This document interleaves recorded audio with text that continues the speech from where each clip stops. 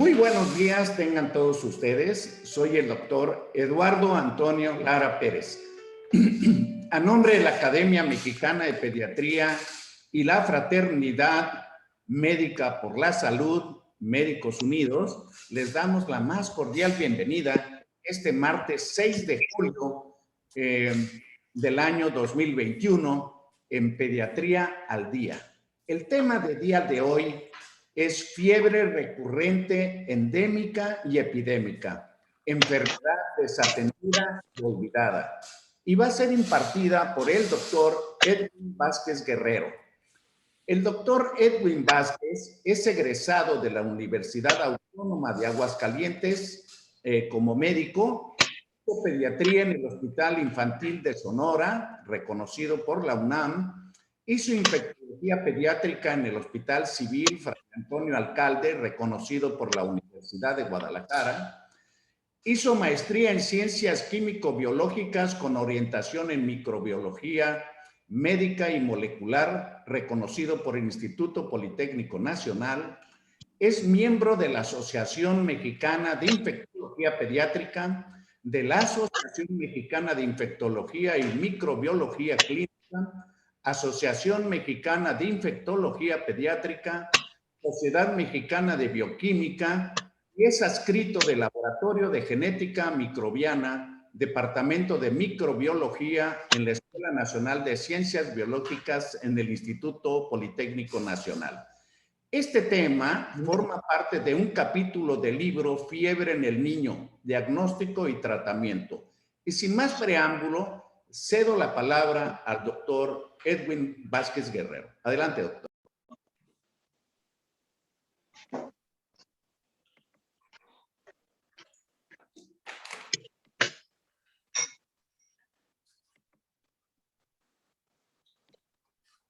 ¿Ya se comparte bien? Bueno. Buenos días a todos. Gracias por la invitación, gracias por su asistencia. Soy Edwin Vázquez Guerrero y les voy a platicar el día de hoy sobre este tema, fiebre recurrente endémica y epidémica, enfermedad desatendida y olvidada. El contenido de esta plática será en 4 partes: generalidades, fiebre recurrente endémica, fiebre recurrente epidémica. ¿Qué estamos haciendo para conocer más sobre esta enfermedad?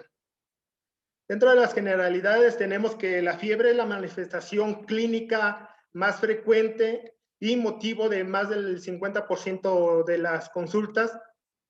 Y dentro de la fiebre existe este diagnóstico sindromático que es fiebre de origen desconocido, que se define como la fiebre presente en más de 2 semanas con una o más ocasiones por día, sin diagnóstico tras un estudio intenso de al menos 3 días de duración en régimen hospitalario de los pacientes, y que corresponde a cerca del 40% de los casos de fiebre. Dentro de la fiebre de origen desconocido, tenemos que engloba varios diagnósticos nosológicos que pueden ser reumatológicos, oncológicos, algunos misceláneos como la fiebre del Mediterráneo, y una de las principales es infecciosas. Dentro del protocolo de estudio de fiebre de origen desconocido, se sigue un protocolo de estudio sistemático, organizado y orientado, que es el protocolo de estudio para fiebre de origen desconocido, dividido en 4 fases, en donde en la segunda fase, en los pacientes hospitalizados, se orienta a un grupo de enfermedades que tienen como característica la fiebre recurrente o periódica, que se define como 3 o más episodios de fiebre en un periodo de 6 meses sin explicación médica y con un intervalo de al menos 7 días entre los episodios. Dentro de esto corresponde al 60% de los casos globales de fiebre de origen desconocido, y dentro de este grupo de enfermedades que tienen esta característica tenemos a VIH, SIDA, sífilis, leptospirosis, enfermedad de Lyme, brucelosis, Enfermedades que cuentan con un método diagnóstico estandarizado, sensible y específico para apoyar en el diagnóstico clínico. Sin embargo, falta una enfermedad que es la fiebre recurrente transmitida por garrapatas y piojos y que es causada por especies de Borrelia. El problema de esta enfermedad es que no se conoce la prevalencia ni las zonas endémicas aquí en México. Para darnos una orientación en cuanto a la fiebre de origen desconocido en este estudio que hacen del 2007 al 2016 de América Latina, sin embargo no incluyen a México, lo que observamos en las barras en color gris corresponden a diagnósticos no establecidos o sin diagnóstico nosológico.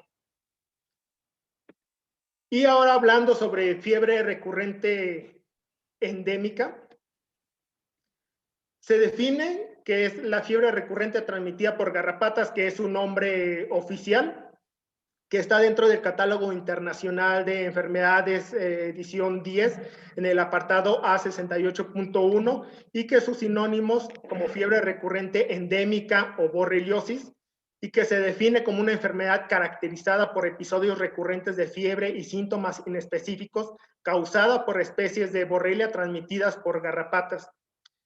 A la derecha observamos una fotografía que tomé a través de un microscopio óptico de un frotis de sangre periférica de ratón previamente inoculado 4 semanas previas con Borrelia turicate cepa 91E135, en donde observamos en esta tinción IMSA las estructuras características de un frotis, un eritrocito, y observamos aquí a estas espiroquetas que corresponden a Borrelia turicate.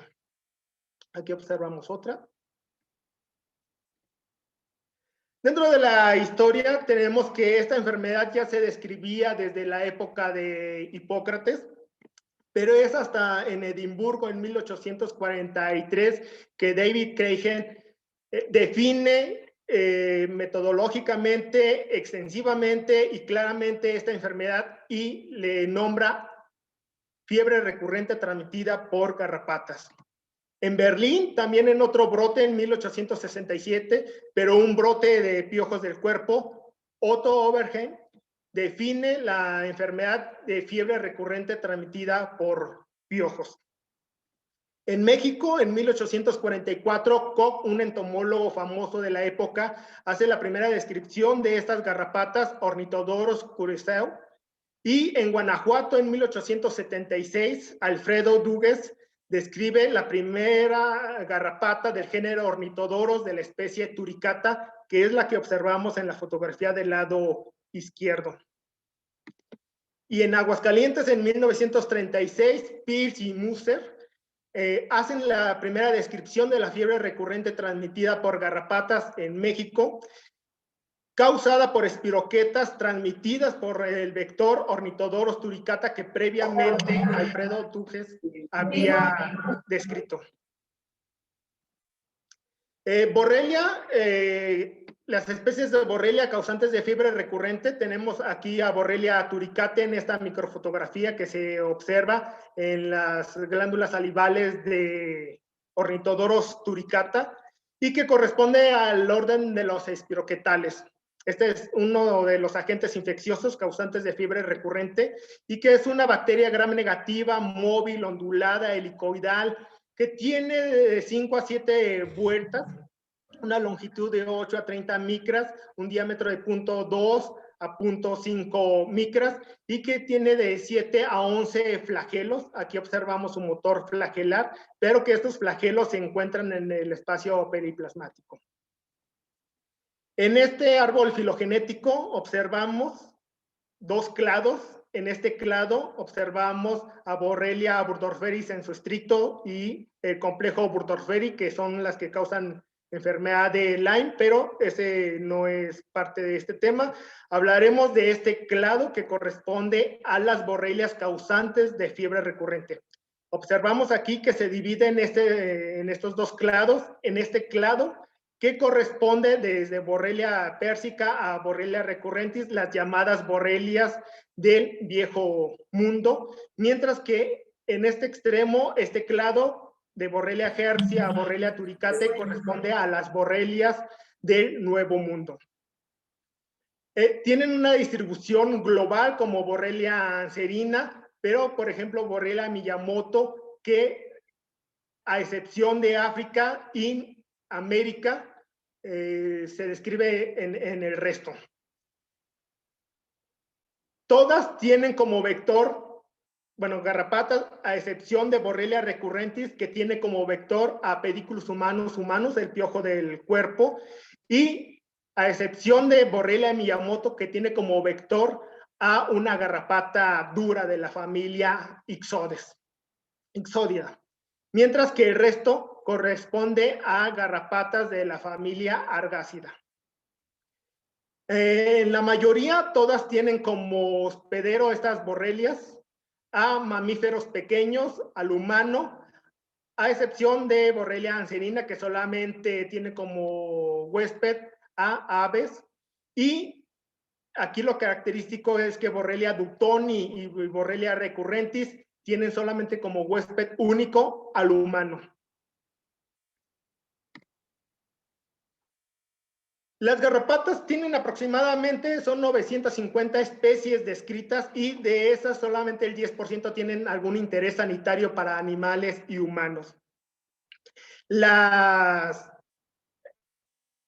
Estas garrapatas se dividen en 3 familias: Ixódida, con más de 700 especies, y de la familia Argácida, que más de 200 especies, y la familia Nutalilida, que tiene solamente una especie, y corresponde a la familia Ixódida, un género que es el Ixodes, que es el de interés que vamos a hablar, y dentro de la familia Argácida, el género Ornithodoros, que es el de interés y que son transmisores de estas borrelias causantes de fiebre recurrente.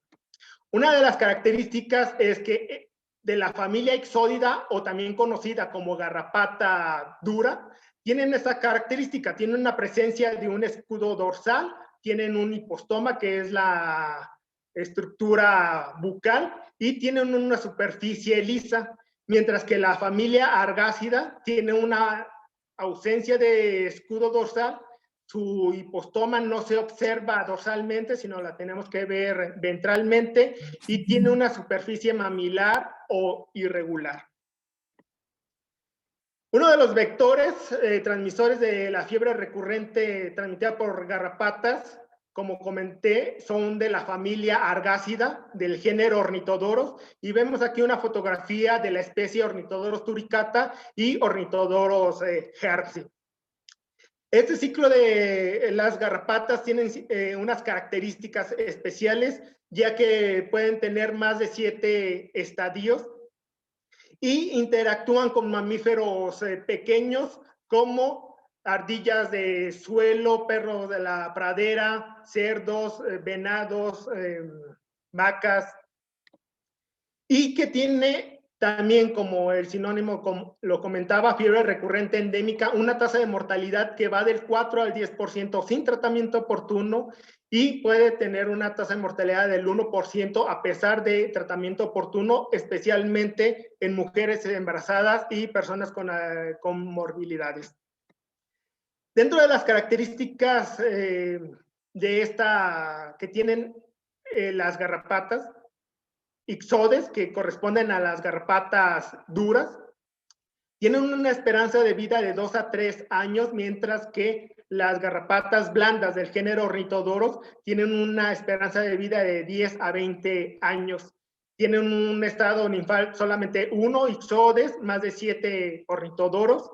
Y muy importante aquí, la estrategia de alimentación en las garrapatas duras, Ixodes, caza. De tal forma que de manera estratégica las formas adultas se acomodan en los caminos, en los senderos de bosque, en las puntas de las hojas de las ramas, listos para atacar y guiarse a través de la emanación de CO2 para abordar a su presa. mientras que las garrapatas blandas, las del género Ornithodoros, son nidícolas y esas las vamos a encontrar solamente en las madrigueras o en su sitio.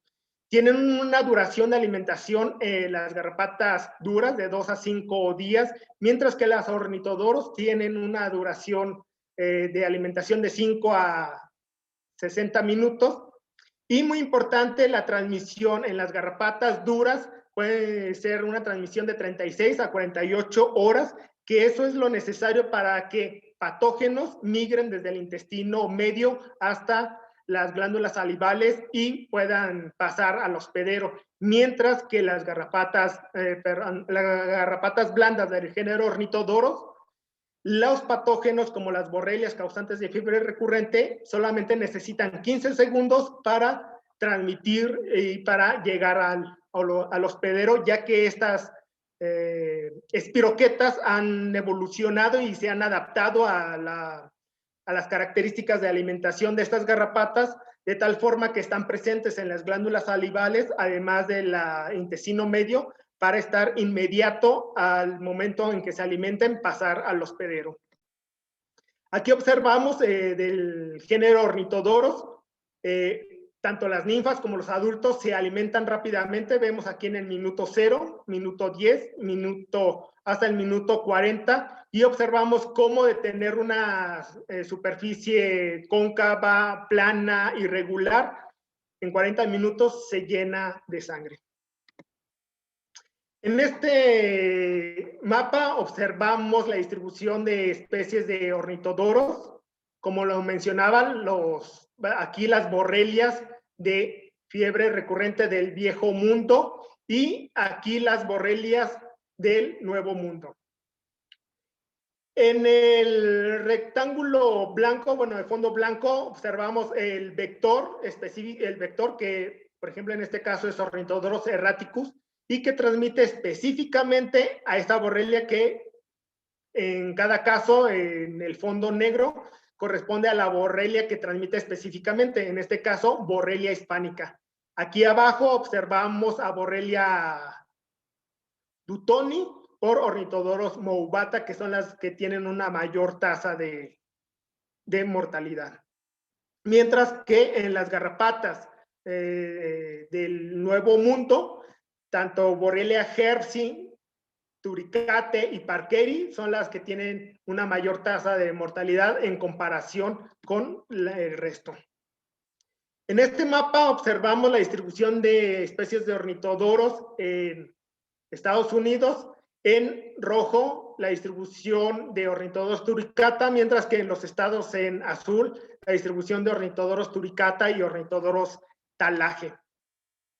En este mapa que describe la doctora Cornejo en 2019, describe la distribución de las especies de ornitodoros en México. Sin embargo, no todas las especies de ornitodoros se ha demostrado que son transmisoras o son vectores eficientes de estas borrelias causantes de fiebre recurrente, siendo solamente Ornithodoros dugesi, que lo describe aquí al norte, Ornithodoros talaje, aquí en el centro, y Ornithodoros turicata, perdón, Ornithodoros talaje aquí al sureste, y Ornithodoros turicata aquí en el centro, pero también hacia el norte.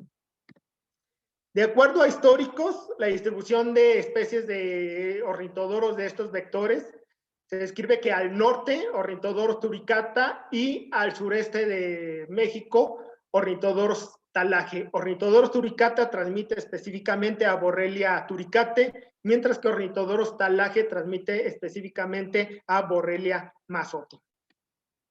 Pero, ¿qué tenemos de registro aquí de las especies de Borrelia en México?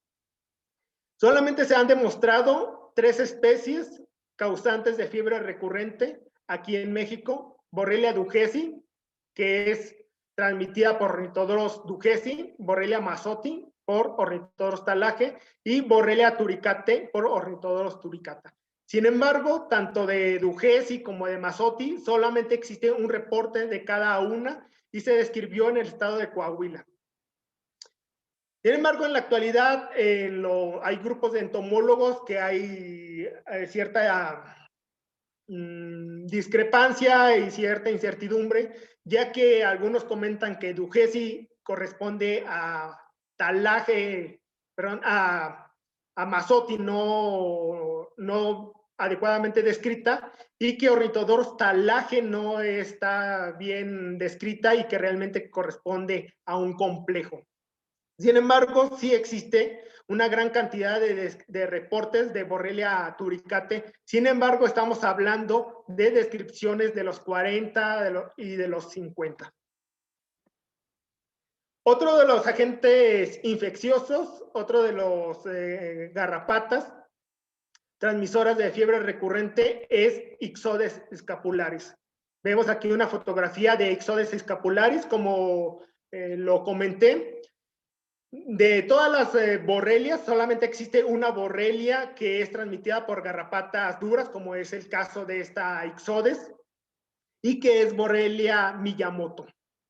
Ixodes scapularis, como vemos aquí en el esquema, principalmente entre primavera y verano, hay el depósito de los huevos, progresivamente en verano las larvas, pero las larvas se alimentan principalmente de mamíferos pequeños o de aves. Necesita posteriormente un ciclo para después mudar y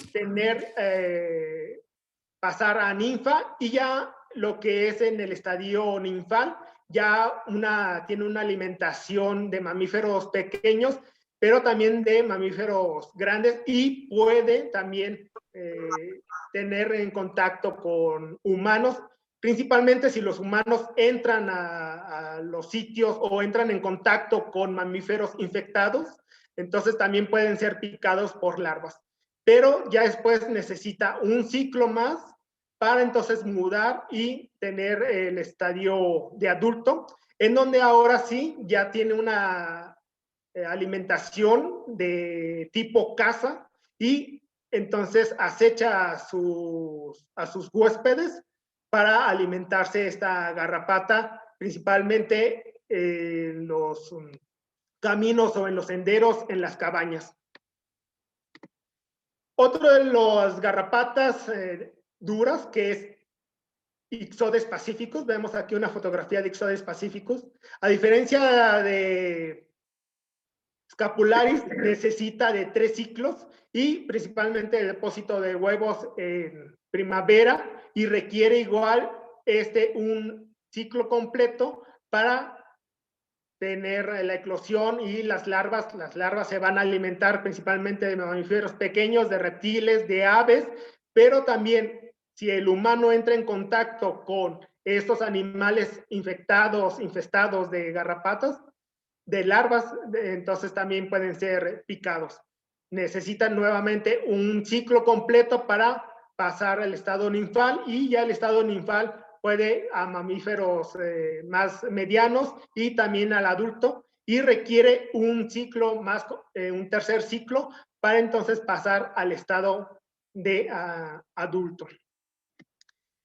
En este artículo y en este esquema de Fleischmann del 2021, hace la descripción que en la costa este hay una distribución de Ixodes scapularis, mientras que en la costa oeste una descripción de Ixodes pacificus. Lo mismo que sucede aquí en estas costas de Estados Unidos se prolonga hacia México, y es relativamente la distribución que está presente. Sin embargo, se requieren más estudios para observar estos vectores aquí en México.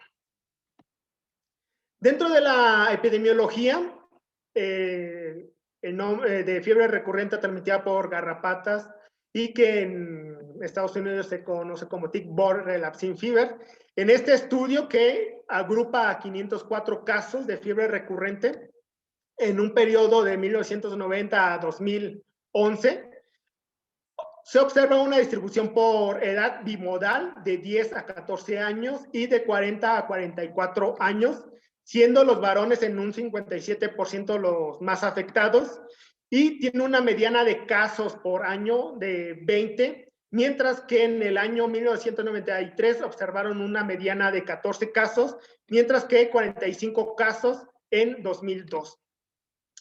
La edad media es de 38 años y con un rango de 1 a 91 años dentro de estos 504 casos. Sin embargo, la definición de caso era los datos, la definición de caso clínico más la visualización de espiroquetas en un frote de sangre, que esto fue en el 76% de los casos, y que solamente 243 casos disponían de información diagnóstica. El inicio de la enfermedad se observó en el 74% de junio a septiembre, mientras que el pico correspondiendo al 52% de los casos en julio y agosto. En México, ¿qué tenemos? Dentro de las especies de Borrelia causantes de fiebre recurrente, solamente hay registro de hay 4 registros. 3 casos, 2 hombres, una mujer, en Aguascalientes en 1936, y esto fue por visualización de espiroquetas en gota gruesa y con genodiagnóstico. En este caso, lo que realizaban es que contaban con Borrelias, ornitodoros, turicate y otras especies cultivadas y conservadas en laboratorio, y hacían genodiagnóstico con ellas. El penúltimo caso, una mujer que fue por una visualización de espiroquetas por medio de tinción Wright y con las manifestaciones clínicas descrita en Sonora en 2012 por el doctor Sotelo. Y el último caso registrado, un adulto, fue por Western Blot en Sonora por nuestro equipo de laboratorio de genética microbiana. El caso que les comento del 2012, que se publicó como borreliosis, fiebre recurrente causada por espiroquetas, informe de un caso. Se trata de un femenino de 12 años que presentó fiebre de 38.5 a 39 grados, con duración de 3 a 5 días cada episodio, teniendo un intervalo afebril de 15 a 21 días y con una duración de 3 meses. Tuvo 2 hospitalizaciones y lo importante es que tuvo una reinterrogatorio, reexploración, en donde dentro de los antecedentes no patológicos, el antecedente de haber visitado Cabañas. Ante eso, la sospecha y con la serología negativa para enfermedad de Lyme y para todo el protocolo de FOD negativo, iniciaron tratamiento con penicilina cristalina, pero la paciente, a pesar de que ya tenía más de 8 años como para hacer reinicio de tratamiento con tetraciclinas, iniciaron penicilina cristalina y presentó una reacción de Harris, que es frecuente observarla en las infecciones por espiroquetas, principalmente lo descrito con treponema pallidum. Observamos aquí en esta fotografía la forma de espiroqueta en frotis de sangre periférica en Wright, y en tinción de plata también estas formas de espiroqueta. Hubo definición de caso clínico, se dio tratamiento, tenía protocolo de FOD negativo a todo, una buena evolución de la paciente, y por eso concluyeron que se trataría de borreliosis. Dentro de esta, la fiebre recurrente transmitida por garrapatas y piojos, su patogénesis es que tiene una variación antigénica, y lo que le da la propiedad de evadir la respuesta inmune por la variación de sus proteínas de superficie principales, y que tiene tanto pequeñas como mayores. En el esquema que observamos a la derecha, en la línea horizontal, el tiempo después de la infección, y en la línea vertical, los niveles de espiroquetemia. Observamos el esquema de un anticuerpo específico para esas espiroquetas, y principalmente un serotipo que expresa una proteína variable de superficie, y en menor cantidad otra espiroqueta con otra variación en su proteína variable de superficie, y observamos que hay una menor cantidad de estas espiroquetas hay una acción del sistema inmune con anticuerpos específicos contra esas espiroquetas, hay un episodio de fiebre, hay una destrucción de estas espiroquetas y progresivamente entonces desaparece la fiebre, hay un periodo afebril. Sin embargo, las espiroquetas que tuvieron esta variación de proteínas de superficie que evadieron la respuesta inmune, hay replicación, hay nuevamente un incremento de la espiroquetemia, hay otras espiroquetas que cambian sus proteínas de superficie, hay anticuerpos específicos para estas proteínas variables de superficie nuevas, serotipos que expresaron, hay una destrucción, posteriormente hay un periodo afebril y así hasta tener en la fiebre recurrente transmitida por garrapatas entre 15 y 17 episodios de recaída y de episodios febriles. Y en pacientes asintomáticos se pueden alojar estas espiroquetas en hígado, en vaso, en membrana, en médula ósea o sistema nervioso central, y un 5% puede ser intracelular, especialmente en endotelio. Y las manifestaciones clínicas es una gran simuladora, su piedra angular, la fiebre recurrente y síntomas inespecíficos. Dentro de las manifestaciones clínicas, como se comentó, la fiebre, que la característica es que es 3 o más episodios de fiebre en un periodo de 6 meses, con un intervalo de al menos 7 días entre los episodios. Como se comentó al inicio de la enfermedad, hay una expresión de las proteínas variables de superficie, hay producción de anticuerpos dirigidos a esas proteínas, hay destrucción de esas espiroquetas, pero hay espiroquetas que evaden esa respuesta inmune y hay expresión de otras proteínas, hay una replicación de esas espiroquetas, de tal forma que se va presentando estos episodios. Después de la picadura de la garrapata, la cual que esté infectada, y que haya sido transmitida la borrelia, hay un periodo de incubación de 2 a 18 días, pero en promedio son 7 días, y posteriormente hay un episodio de fiebre, en promedio 3 días, pero que puede ser hasta 5 o 9 días. Y hay un periodo afebril de por lo menos 7 días, sin embargo, estos periodos afebriles pueden durar un mes o 2 meses.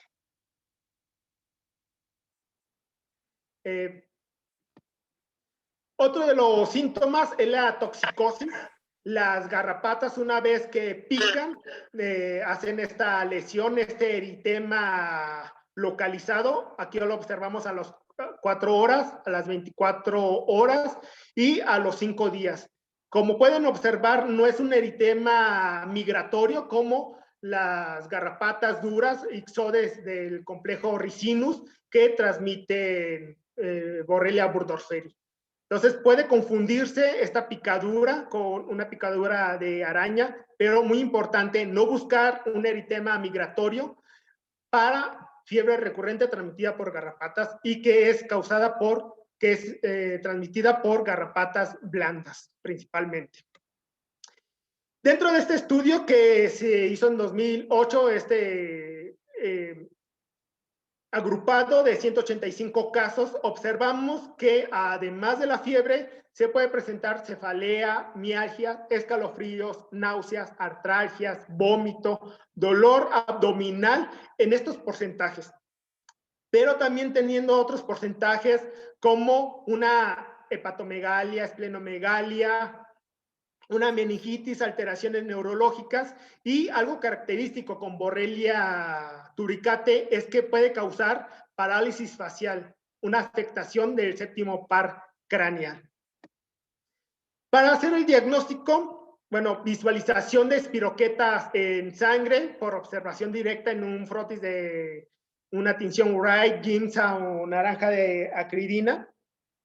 Sin embargo, puede ser cualquier espiroqueta. En este caso es una mujer de 50 años en donde tenía impresionantemente un nivel de espiroquetemia muy alto, 1 por 10 a la 10 a la 15, impresionante, de Borrelia herpesi. El otro es un genodiagnóstico, sin embargo, se necesita tener garrapatas blandas de cada especie criadas en laboratorio para poder hacer el estudio de genodiagnóstico. Por inmunodetección, ya sea inmunofluorescencia, ELISA, Western blot, sin embargo, los kits comerciales cuentan con lisado bacteriano de Borrelia herpesi y al ser un lisado bacteriano completo, cruza especialmente la flagelina con la flagelina de otras espiroquetas como Treponema, Leptospira o Borrelia burgdorferi, por lo que da falsos positivos.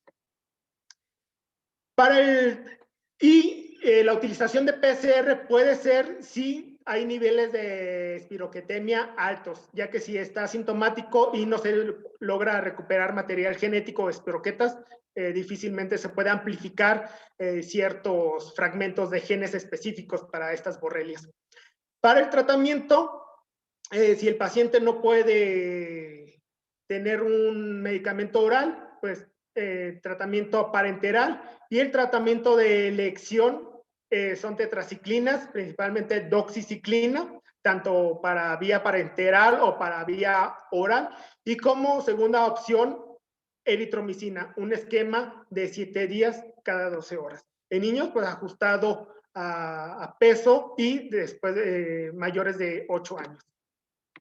Para la prevención, evitar espacios naturales infestados, madrigueras de animales, cuevas, cabañas, reducir el hábitat de roedores alrededor de las casas, uso de ropa que proteja la piel, pantalones largos, camisas de manga larga, aplicación de repelentes de insectos como permetrina.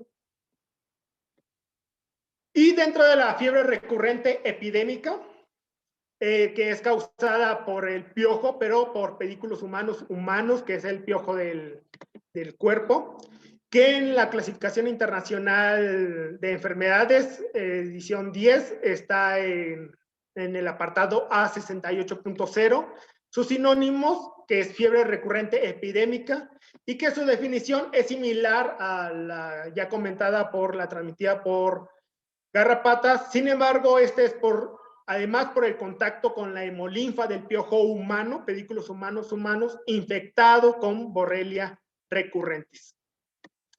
El vector transmisor es el piojo del cuerpo, que tiene sus 3 estadios y que tiene un ciclo de 50 días aproximadamente, que va de 23 a 50 días, y que tiene una tasa de mortalidad de 10 al 40% sin tratamiento oportuno, y a pesar de un tratamiento oportuno, una tasa de mortalidad del 2 al 5%. El piojo del cuerpo filogenéticamente está ligeramente alejado del piojo de la cabeza, Pediculus capitis, de Pediculus pubis, y estas características evolutivas le confieren ser un vector eficiente para otras enfermedades, como es un vector eficiente de Rickettsia prowazekii, que provoca tifus epidémico, y también vector eficiente de Bartonella quintana, que ocasiona la fiebre de las trincheras. Y además de transmitir Borrelia recurrentis, fiebre recurrente epidémica. El tratamiento es un episodio, es una dosis única, y también son tetraciclinas, y aquí el tratamiento de elección es tetraciclina. Es importante tener en cuenta que, a diferencia de la fiebre recurrente transmitida por garrapatas, esta tiene una mayor tasa de mortalidad. Los episodios de fiebre son menores, de 5 a 7 episodios, a diferencia de la transmitida por garrapatas, que puede ser 15 a 17 episodios, pero en su tercer o cuarto episodio, si no recibe un tratamiento oportuno, es cuando se presentan las tasas de mayor mortalidad. ¿Y qué estamos haciendo para conocer más sobre esta enfermedad?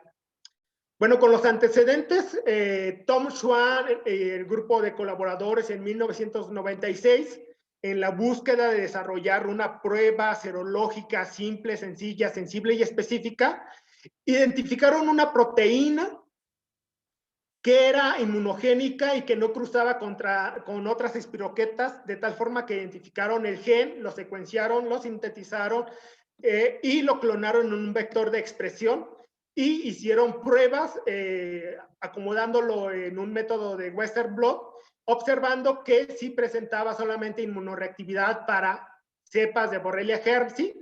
Lo probaron con otras borrelias causantes de fiebre recurrente, también con borrelias causantes de enfermedad de Lyme y no presentaba inmunoreactividad, y también con otras espiroquetas como Treponema pallidum y no presentaba inmunoreactividad. También lo probaron con suero de pacientes con fiebre recurrente y pacientes con enfermedad de Lyme, y donde observaban solamente inmunoreactividad en los pacientes con fiebre recurrente. De tal forma que nosotros entonces utilizamos ese vector de expresión adaptado el gen para sintetizar para la expresión de esta proteína recombinante con ingeniería genética, un gen sintetizado y optimizado para el uso preferencial de codones para el modelo de E. coli BL21.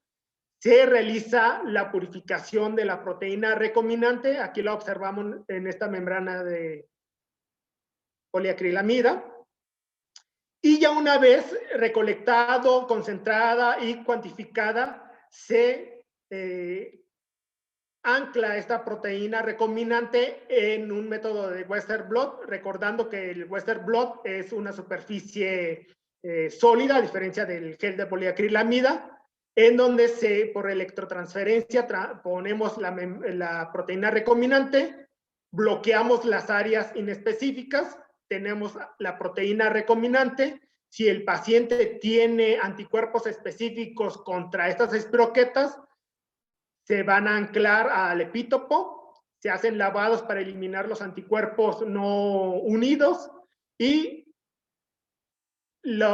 posteriormente la utilización de un anticuerpo secundario conjugado, un anticuerpo reportero que se une al primer anticuerpo y que este segundo anticuerpo tiene una peroxidasa de rábano que funciona como un reportero que al unirse posteriormente a una solución de trabajo, luminol y peróxido, hace una quimioluminiscencia y observamos la presencia o ausencia. ¿Cómo es en este caso? En donde se utilizó un control positivo de un suero de primate no humano, previamente inmunizado con Borrelia turicate cepa 91E135. Observamos aquí la inmunoreactividad para la proteína recombinante, para la cepa, pero no para el vector, y el control negativo sin inmunoreactividad. Se lleva este protocolo clínico avalado por el Comité de Ética en Investigación, con consentimiento informado, aviso de privacidad, una encuesta epidemiológica, y las muestras clínicas con los pacientes con sospecha de fiebre recurrente transmitida por garrapatas y piojos. Se toma una muestra de sangre anticoagulante DTA, se hace una doble centrifugación para maximizar la recuperación de espiroquetas, una primera centrifugación a 500 G por 5 minutos, tomamos el sobrenadante en donde están las espiroquetas, volvemos a centrifugar pero a 5000 G por 5 minutos y tomamos muestra del sedimento para hacer frotis, tinción YEMSA y observar las espiroquetas. También se toma muestra de suero y se pone en contacto con membranas ya con la proteína recombinante. Se pone en contacto, incubación posterior a los lavados con el anticuerpo secundario. Y si el paciente tiene anticuerpos para esta proteína recombinante, vamos a observar una banda a nivel de 48 kilodaltones, que es el tamaño de esta proteína recombinante. Si no observamos una banda a este nivel, entonces es un Western blot negativo. Con esto es que trabajamos con sueros de pacientes de fiebre recurrente del norte y detectamos un caso al sur de Sonora, en Bacame Nuevo, Echojoa. Aquí en el número 1 se señala el caso clínico del doctor Sotelo en 2012 y observamos los Western blot del caso positivo. Tenemos el listado bacteriano de Borrelia turicate, la proteína recombinante GLPQ y la proteína recombinante BIPA, el control negativo y el control positivo. Igual Borrelia turicate y recombinante GLPQ y recombinante BIPA. Se continúa además haciendo la recolección de vectores, se identifican los sitios. Recordemos que son nidícolas estas garrapatas, principalmente las garrapatas blandas. Y el periodo de recolección es de marzo a septiembre y los picos es de julio a agosto, también buscando en los huéspedes, en vacas, cerdos y principalmente en ardillas de suelo. La caracterización de las garrapatas se procesan, se hace disección, se hace cultivo de las glándulas salivales y del intestino medio, pero también se realiza afrótesis y tinción, PCR también. Se hace recolección de sitios de los vectores, por ejemplo, en este sitio que en 1944 Luis Mazzotti encontró Ornithodoros turicata. En México solamente existen 3 puntos georreferenciados, pero además los casos clínicos identificados por Western blot nos están dando los puntos a buscar peridomicilio para búsqueda intencionada de los vectores. Porque además se utiliza un modelo murino, las garrapatas ya caracterizadas, se alimentan con los ratones de laboratorio cepa Valse y un lote de esas garrapatas se disecan, se maceran, se hacen frotis, cultivo, PCR y los ratones infectados se vigilan del día 2 al día 18, que es el periodo de incubación, y los ratones con manifestaciones clínicas de fiebre recurrente y visualización de espiroquetas en sangre. Recordemos que si observamos espiroquetas en sangre, quiere decir que hay una espiroquetemia de una concentración de 1 por 10 a la 5, 1 por 10 a la 7 espiroquetas por mililitro de sangre. Se realiza extracción de sangre para frotis, tinción, Western blot, PCR y cultivo, ya que es necesario el aislamiento para obtener un cultivo puro, secuenciar y ver características inmunogénicas, características si hay alguna diferencia con otras espiroquetas del norte, del sur o con espiroquetas del viejo mundo. Entonces, ¿qué hay que recordar? Casos clínicos con alta sospecha. 1. Pacientes con diagnóstico clínico sospechoso de enfermedad de Lyme con estudios en suero para ELISA contra Borrelia burgdorferi positivos, pero que para Western blot, IgG, para Borrelia burgdorferi fueron negativos o que tienen un resultado para Western blot no confirmatorio. El otro es pacientes con diagnóstico clínico de fiebre recurrente con antecedentes de acudir a cuevas, madrigueras, cabañas o bosques y especialmente en las regiones históricas en las que se describe la distribución de estos vectores, que además que presentan déficit neurológico focal y o parálisis facial, séptimo par craneal, recuerden esa parte, y si hay visualización de espiroquetas en sangre periférica. A diferencia de los pacientes con enfermedad de Lyme, en donde no se observan esas espiroquetas en frotis de sangre periférica, estas borrelias de fiebre recurrente, es frecuente niveles de espiroquetemias tan altos que es fácil observarlas en un frotis de sangre periférica. Entonces, como agradecimiento al doctor José Antonio Ibarra García, que es mi mentor y jefe del Laboratorio de Genética Microbiana y a colaboradores del Laboratorio de Genética Microbiana, al doctor Job López de la Universidad de Baylor, Houston, Texas, que es mi codirector, y también mis colaboradoras, principalmente con la doctora María Guadalupe Gordillo Pérez, del Centro Médico Nacional Siglo XXI, con la que estoy trabajando con muestras de fiebre de origen desconocido.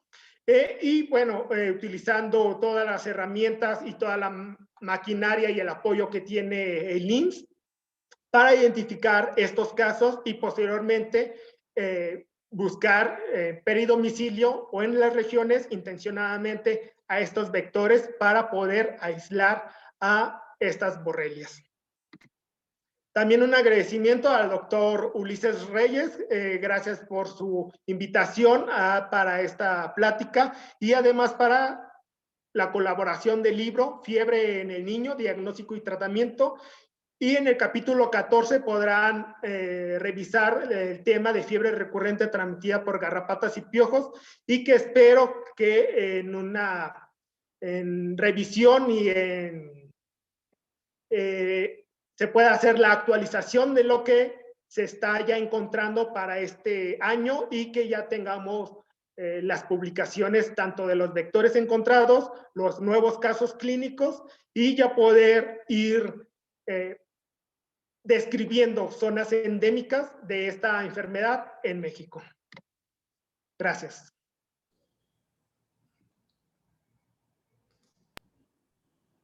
Muy amable, doctor Edwin Vázquez. Si quiere dejar de compartir su pantalla para que tengamos aquí oportunidad de, primero, felicitarlo porque es una excelente presentación con muchos datos muy específicos en algo que quiero pensar que hay un subdiagnóstico importante por varias razones. La primera, siento yo que el médico de primer contacto necesita información. Y dentro de sus competencias me gustaría mencionar que se mencionó de los animales y las madrigueras, pero también hay que interrogar acerca de las mascotas. Creo que podría ser un vector importante que la mascota ande por ahí, etcétera, y la persona sin saberlo y al ponerse en contacto con su mascota pudiera contraer una enfermedad transmitida por garrapatas. Hay felicitaciones para usted y quiero cederle la palabra al doctor Ulises Reyes.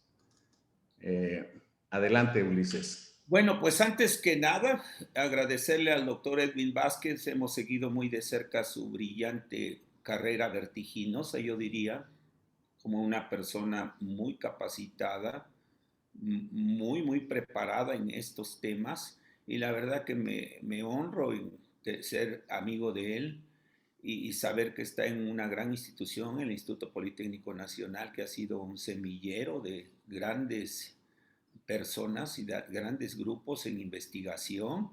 La verdad que estoy sorprendido de todos los datos que él presenta, y sabemos que esta ecología que hemos lastimado los humanos ha llevado a muchas enfermedades que pues no hemos respetado su ecología, y eso también es para que llame la atención que estas enfermedades van a incrementar y que han estado ahí y que seguramente no estamos haciendo los diagnósticos. Seguro que requerimos urgentemente pues este tipo de conferencias, estos congresos, siempre que se incluyan estas enfermedades que le estamos llamando nuevas. Nosotros ahorita tenemos en prensa el próximo mes un caso de borrelia, entonces no visto en el General de México, y yo entendí aquí que todos tenemos que hacer equipo, no se puede trabajar cada quien por su cuenta. Yo quiero agradecerle fervientemente su participación. Hay muchas medidas preventivas, hay mucho que aprender en esto de las garrapatas y los piojos. Por ejemplo, el Prowazeki, yo sí quisiera que si pudiera ahondar un poco sobre esta enfermedad que hemos visto por garrapatas en Oaxaca, que afortunadamente es Prowazeki, pero que finalmente también tienen que ver los piojos en estas enfermedades. ¿Qué tanto, doctor Edwin, usted que está tan metido y tan actualizado en los laboratorios, en todas estas pruebas? Nosotros contamos nada más con reacciones febriles y la reacción cruzada con Proteus para el diagnóstico de algunas enfermedades. ¿Sigue vigente este hecho, doctor Edwin, para el manejo, el tratamiento o la sospecha posible de esta enfermedad? Gracias. Muy bien, muchas gracias, doctor Ulises. Adelante, doctor Edwin Vázquez. Aquí lo importante es la clínica. O sea, inicialmente es lo que nos va a orientar, tener presente la semiología de la fiebre recurrente, tener los antecedentes y, muy importante, el antecedente de acudir a estos lugares, madrigueras, cuevas, cabañas o áreas en donde se describen estas garrapatas inicialmente. Ahora, las pruebas febriles para esta enfermedad, fiebre recurrente transmitida por garrapatas y piojos, no es efectiva, no nos va a orientar, puesto que necesitamos tener dirigido a una área, un epítopo, una proteína que nos haga la distinción entre otras espiroquetas. A menos que dentro de la clínica y podamos rápido poder realizar un frotis de sangre periférica con la clínica, con el antecedente epidemiológico y visualización de espiroquetas en sangre, lo más probable es que nos va a orientar hacia esta enfermedad. Sin embargo, también considerar las otras espiroquetas y, como en el caso que comenté y que publicó el doctor Sotelo en 2012, serologías negativas para las otras espiroquetas fue lo que lo orientó a llegar a esa sospecha de borreliosis. Muy bien, muy amable, doctor. Hay felicitaciones, la doctora Gildarda, el doctor José Luis Acevedo lo felicitan por su plática. Igualmente, a algunos que no están identificados, creo que es Taca, el doctor Taca. La doctora Gildarda comenta, yo compré una cachorrita con pedigrí y chip integrado. La trajeron de Puebla y de inmediato vimos que se rascaba. La llevamos al día siguiente de revisión y encontraron una garrapata. Le dieron tratamiento y se solucionó. Esto refuerza un poco más de que las mascotas a veces no solamente están en la casa, sino que pueden salir a madrigueras o cuevas y adquirir ahí la garrapata y después servir de vector para llevarla cercana al paciente. El doctor Castillo quiere la palabra. Adelante, doctor, encienda su audio y su video, por favor.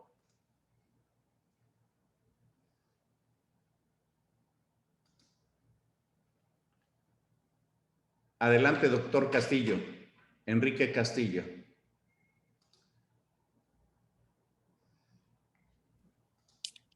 Sí, tiene la palabra. Doctor. Sí. Sí, es muy bueno vacunar a todas las mascotas y además, pues, no deberíamos de convivir con esto que está pasando de la zoonosis, no deberíamos convivir con mascotas. Entonces, pues hay que ponerse al corriente con todas las vacunas que existen para protegerlos a ellos y protegernos a nosotros y evitar en la medida que sea posible el contacto con esos animales. No es nada bueno convivir con mascotas. A veces las garrapatas van y se meten en el conducto auditivo externo y uno no se da cuenta y los niños siguen llorando y encuentras una garrapata en el oído. ¿Por qué? Porque no se revisó. Entonces, pues es muy importante eso. Felicidades por la plática. Muy amable, muy amable. El doctor Francisco Matías Soria quiere la palabra. Adelante. Hola, buenos días. Felicidades, Edwin, por tu ponencia. Realmente fue muy enriquecedora. Fíjate que hace unos años, me imagino que conoce el trabajo que publicó la doctora Mónica Mercado en relación a rickettsiosis. Un trabajo muy interesante, hace unos 5, 8 años más o menos que lo publicó. Hace una mención al hecho de que en muchas ocasiones se toma como referencia las reacciones cerebrales, concretamente el proteoso X19. Hace un comentario en donde cierto porcentaje o cierto valor ya pudiera considerarse la posibilidad de una rickettsiosis. En hospitales de segundo nivel, como el que yo trabajo en Tepic, Nayarit, pues realmente carecemos de muchas cosas, como tú comprenderás. Entonces, el hecho de que tengamos una buena historia clínica, el contacto con algún tipo de mascota, independientemente de que tenga o no vacunación, pues ya no debería ser una sospecha. Mas, sin embargo, ¿qué opinión tienes tú de esto en cuanto al proteoso X19? ¿Qué tanto valor nos puede dar en determinado momento a los que no tenemos los recursos como para una PCR? Las tinciones de Giemsa y de Wright, pues aquí no lo hacen en Tepic. Sí, la utilización de reacciones febriles para orientar y apoyar en cuanto al diagnóstico clínico para tifus epidémico ocasionado por Rickettsia prowazekii, sí. Pero reacciones febriles para fiebre recurrente transmitida por garrapatas o piojos que son causadas por borrelias que causan fiebre recurrente, no. Pero sí para Rickettsia prowazekii, que ocasiona otra enfermedad, que me imagino que sería para otro tema, pero no para este tema de fiebre recurrente. Muy bien, muy amable. El doctor Rosendo Avendaño quiere la palabra. Adelante, doctor Avendaño. Encienda su cámara y su audio. Sí, buenos días, compañeros todos. Reciban un saludo fraterno. Muy interesante la plática. Quiero poner sobre la mesa el siguiente tema.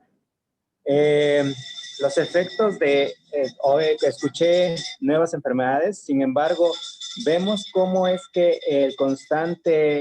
la constante invasión el crecimiento de ciudades y el abarcar ecosistemas que antes eran exclusivos de animales que precisamente no tenían por qué tener contacto con los seres humanos, hoy vemos cada día más posible esta situación. Entonces, esa es una expresión de lo que estamos haciendo con nuestra madre tierra, ¿sí? El invadir sus territorios para poder hacernos de sus recursos o como vivienda, entre otras situaciones. Y en las ciudades vemos una gran cantidad de irresponsabilidad en precisamente lo que comentaban, en las mascotas, una gran cantidad de gatos, de canes, por la irresponsabilidad a veces de esterilizarlos o no cuidarlos, y precisamente se generan este tipo de enfermedades. Entonces, la primera parte sí quisiera ser puntual en ello, porque no solamente deriva en esta enfermedad, sino en muchas otras, ¿sí? ¿Qué tanto impacta esta situación en esta y en otras enfermedades? Y lo otro, en que nuestra alimentación cada día está siendo cada vez con más carne, ¿sí? Y la llegada de este tipo de animales, bovinos, etcétera, a las ciudades y que puedan incluso estar infectados con este tipo de garrapatas y antes de llegar a su matadero, pues también ser una fuente de contagio. Entonces, ¿qué tanto influye esta situación en la aparición de estas enfermedades que ya las teníamos conocidas, pero que sin embargo hoy se exacerban? Es cuanto. Gracias. Sí, son enfermedades emergentes o reemergentes que están localizadas en zonas endémicas. Entonces, la invasión, la ocupación de esos lugares condiciona a la adquisición, al contacto con esos vectores infectados y obviamente el desarrollo de estas enfermedades. También estamos, además de los casos clínicos que observamos, estamos analizando garrapatas que colaboran también veterinarios y estamos observando principalmente garrapatas duras del género Rhipicephalus, Amblyomma, Otobius, Argas, en donde son garrapatas que están transmitiendo también otras enfermedades como anaplasma, ehrlichia, babesia en perros y también en bovinos. Entonces, la vigilancia estrecha, tanto fitosanitaria, debe de ser, y también la prevención y la delimitación de las zonas endémicas para evitar estas enfermedades. Muy amable. Sobre todo en situaciones clandestinas, porque la regulación es que todo el ganado debe de pasar por un baño desparasitante. En fin, la doctora Malú dice, gracias y excelente plática, clara y excelente plática. La pregunta es, ¿cuál es la letalidad en estos padecimientos? Obvio, si no se diagnostican y actualmente con tantas mascotas en medios urbanos. Doctora Robles. ¿En mascotas? Bueno. Sí, se refiere, si no se diagnostica, yo me imagino en los pacientes infectados con sus mascotas, ¿cuál sería la letalidad en estos pacientes? La fiebre recurrente transmitida por garrapatas tiene de 2 a 5% de letalidad, mientras que la transmitida por piojos, la fiebre recurrente transmitida por piojos, que es por Borrelia recurrentis, se observa un 40 y hasta 50%. Ahora, la fiebre recurrente transmitida por piojos es frecuente en tiempos de guerra, hambruna, en desplazados, en hacinamiento, obviamente pues por el piojo del cuerpo. Y esto me faltó aclarar una parte, porque aunque no estamos en guerra, no estamos en hambruna, pero hay una zona endémica en África, lo que es el cinturón de África, en la República del Congo, en Etiopía, Nigeria, y entonces en estas situaciones de migración con migrantes de África, de estas regiones, se está observando fiebre recurrente epidémica con tasas de mortalidad de 40 o 50% en Estados Unidos, que posiblemente podamos estar observando en migrantes también que están pasando por el territorio mexicano. Muy amable. Definitivamente que la patología debe de estar cambiando por este tipo de fenómenos sociales, por el tipo de urbanización de áreas naturales que no tienen a veces toda la regulación que deberían de tener. Y yo quiero preguntarle, porque es muy frecuente en la provincia que decimos, bueno, el laboratorio estatal, en el caso de Veracruz, pues no tiene un kit, por así decirlo, que podamos recurrir a él. Y muchas veces en Veracruz específicamente decimos, bueno, ¿por qué no mandamos una muestra al Instituto de Enfermedades Tropicales? Ahí tienen capacidad de diagnóstico. Con nosotros las muestras las recibimos y entran al protocolo clínico. Se procesan y se realiza Western blot tanto para estas proteínas recombinantes para el diagnóstico para estas enfermedades. En otros laboratorios, INDRE y laboratorios estatales no cuentan con esta tecnología de la utilización de proteínas recombinantes. Tienen un kit, pero es el kit comercial que utiliza lisado bacteriano completo de Borrelia herpesi, y obviamente que cruza si el paciente tiene sífilis, por ejemplo, o leptospira. Entonces, no cuentan con estas proteínas recombinantes. No sé si ellos cuenten, por ejemplo, con los primer para las PCRs, para fragmentos, para estas proteínas, para estos genes. La intención parte también de este protocolo es para que se pueda extender este método y utilización de esas proteínas en otros laboratorios y principalmente estatales para que estén a disposición para diagnóstico en varias regiones. Muy bien, gracias. Es una excelente plática. Hemos llegado ya al límite de tiempo y yo quisiera que nos hiciera favor de enviar un mensaje final, doctor. Sí, las enfermedades transmitidas por vectores tienen importancia clara en salud pública, pero a diferencia de las enfermedades transmitidas por mosquitos como dengue, Zika, chikungunya, las enfermedades transmitidas por garrapatas afectan específicamente una área y obviamente eso afecta con ciertas características a población con marginación, con pobreza, que debe de ser considerada y atendida para este diagnóstico. Muy amable.